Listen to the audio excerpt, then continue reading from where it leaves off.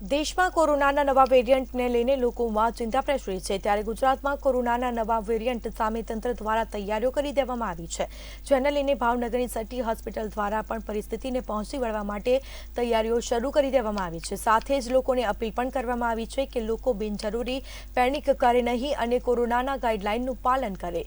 સટી hospital દ્વારા દવા, staff, oxygen bed વગેરેની તૈયારીઓ કરી દેવામાં આવી છે। ભાવનગરની સિવિલ હોસ્પિટલમાં ઓક્સિજન સુવિધા સાથે 25 બેડ તૈયાર કરી દેવામાં આવ્યા છે। સરકાર અને રાજ્ય સરકારની એડવાઇઝરી મુજબ અત્રેની સર તખ્તસિંહજી હોસ્પિટલ ભાવનગર ખાતે તમામ પ્રકારની તૈયારીનું આગોતરું આયોજન પૂર્ણ કરવામાં આવેલું છે, જે અંતર્ગત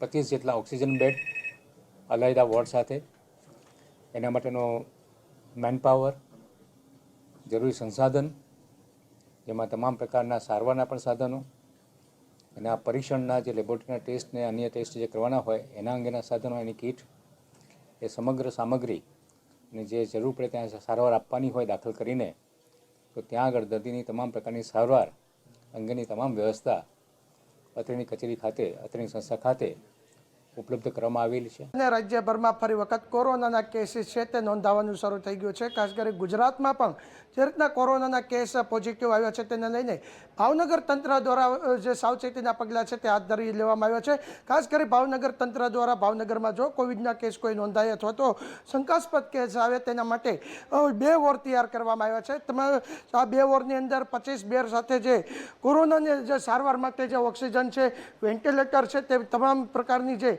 સુવિધાઓ છે માસ્ક સહિતની તે ગોઠવી દેવામાં આવી છે। હાલ આપણે જોઈ શકીએ છીએ કે જે સલ્ટુ હોસ્પિટલ છે તે સલ્ટુ હોસ્પિટલ ખાતે કોવિડ સેન્ટર ઊભું કરી દેવામાં આવ્યું છે। કોવિડ સેન્ટર ઊભું કરવાની સાથે જે તેમનો સ્ટાફ હોય છે, નર્સ હોય છે, તે તમામને પણ એલર્ટ કરી દેવામાં આવ્યું છે। સાથે જે મેડિસિનની જરૂર હોય છે, જે મેડિસિન કોરોના પોઝિટિવ દર્દીને આપવામાં આવતી હોય છે તેના મેડિસિન તેમજ તેના ગ્લુકોઝના જે બોટલ હોય છે તે બોટલ, તેમ પ્રકારની તમામ પ્રકારની જે સાધન સામગ્રી છે તે હોસ્પિટલ તંત્ર અને પ્રશાસન દ્વારા હાથ ધરી દેવામાં આવી છે। હાલ તો ભાવનગર ખાતે કોઈ પણ જાતનો કોરોનાનો પોઝિટિવ કેસ અથવા તો શંકાસ્પદ કેસ કહેવાય કે સામે નથી આવ્યો, પરંતુ જો કોઈ કેસ આવે કે કોઈ શંકાસ્પદ કોરોના દર્દી સામે આવે તો તેને તાત્કાલિક સારવાર માટે, તાત્કાલિક તેની રિકવરી આવે તે માટેની તંત્રની કામગીરી છે તે પૂર્ણ કરી દેવામાં આવી છે અને તંત્ર પણ કોવિડના જે કેસ છે તેને લઈને સાવચેત બની ગઈ છે। કેમેરામેન વિશાલ રાઠોડ સાથે હિરેન ચૌહાણ, મંતવ્ય ન્યૂઝ, ભાવનગર।